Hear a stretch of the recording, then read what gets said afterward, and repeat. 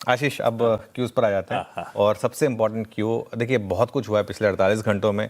मुझे ना फिर बहुत सारे मैसेजेस आ रहे थे वीकेंड पे कि सर हॉर्मोज बंद हो गया, आप क्या करें। मैंने कहा जो करना है 9:15 बजे ही करेंगे मंडे को, तो मंडे 9:15 का वेट कर लेते हैं। वापस कच्चा तेल 79.24 पर आ गया। स्विट्ज़रलैंड में पहले दौर की बातचीत हुई और कतार, पाकिस्तान जो मीडिएटर्स हैं, और यूएस और ईरान जो दो एग्रीव पार्टीज़ हैं, या जो दो पार्टीज़ हैं, वो तो 4 ये देश शामिल हुए और इनके बीच में बातचीत हुई। और अभी अभी आशीष, आधा घंटा पहले एक जॉइंट स्टेटमेंट आया है और एक 60 दिनों का एक बहुत शानदार, एक मतलब इस तरीके से होना चाहिए चीज़ें। एक 60 दिनों का एक प्रोग्राम बनाया गया है कि 60 दिनों के अंदर हम डील फाइनल करेंगे। एमओयू हो चुका था, अब ये हो गया, अब डील 60 दिनों में होगी। और दोनों पक्षों ने बातचीत की है कि भाई टकराव रोकेंगे हम और ये डील फाइनल करेंगे। ईरान के विदेश मंत्री ने क्या कहा कि जो डेलीगेशन था उसका काम हो गया है, टेक्निकल टीमें अपना काम करती रहेंगी बेसिकली, और बाकी तेल पेट्रोलियम का एक्सपोर्ट जो है, जो बात हो रही थी कि ईरान का ऑयल मार्केट में आएगा, उस पर छूट है। अब अमेरिका वाली जो नाकेबंदी है वो हटेगी और ईरान के लिए फिर से रीडेवलपमेंट और विकास जो है उसकी योजना पर काम होगा। उससे पहले क्या हुआ था, और देखिए यहाँ पर ना मुझे लगता है कि थोड़ा सा किसी को ज़रूरत है डोनाल्ड ट्रंप साहब को थोड़ा समझाने की। आई थिंक जेडी वांस कर लें काम, मार्क रूबियो कर लें, कोई भी कर ले। एक समय पर जब इस तरह की बातचीत हो रही है, इस तरीके की लैंग्वेज जो है ना वो ठीक नहीं है। आप मतलब बातचीत के बीच में इस तरीके से उन्होंने कहा कि अगर लेबनान में आप अपने सब नहीं रोकेंगे, चलिए ठीक है, जो वो पॉइंट सही है कि लेबनान में जो हो रहा है वो रुकना चाहिए, लेकिन ऐसा नहीं हुआ तो दोबारा निशाना बनाएंगे। और जो चीज़ उन्होंने बात की ना, उस बीच में सुबह पढ़ रहा था उसको, कि अगर ईरान ने अगर स्ट्रेट बंद किया तो इस बार ईरान नहीं बचेगा। और ये तक इन्होंने ये कही कि जो लोग हैं ये वापस अपने देश भी नहीं जा पाएंगे। और वो थोड़ा सा मुझे लग रहा है कि लैंग्वेज जो है ना वो गलत रहेगी।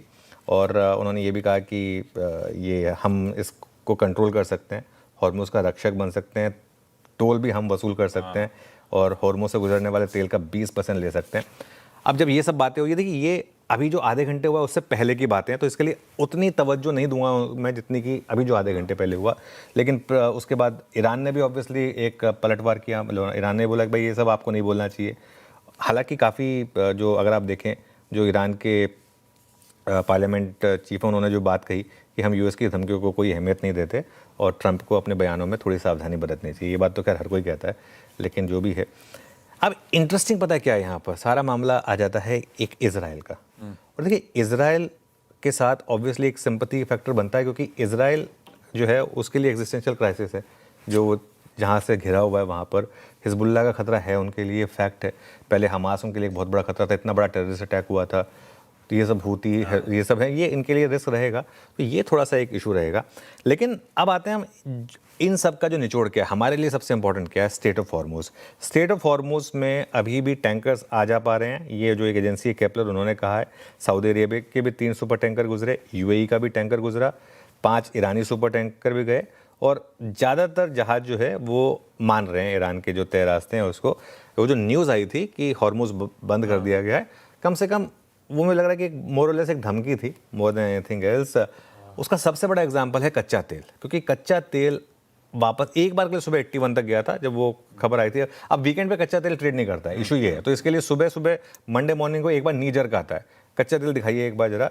और अब वो वापस 79.25 पर आ गया। जो 81 सुबह था, 81 से एकदम 79.25 पर आया। हम फ्राइडे को यहीं छोड़कर गए थे 80 के आसपास। जब तक आप 80 से 85 के बीच में ना, तब तक ठीक है, तब तक कोई टेंशन नहीं है। और अगर $75 के नीचे आ जाए तो फिर तो बात बन जाए हमारे लिए। परफेक्ट।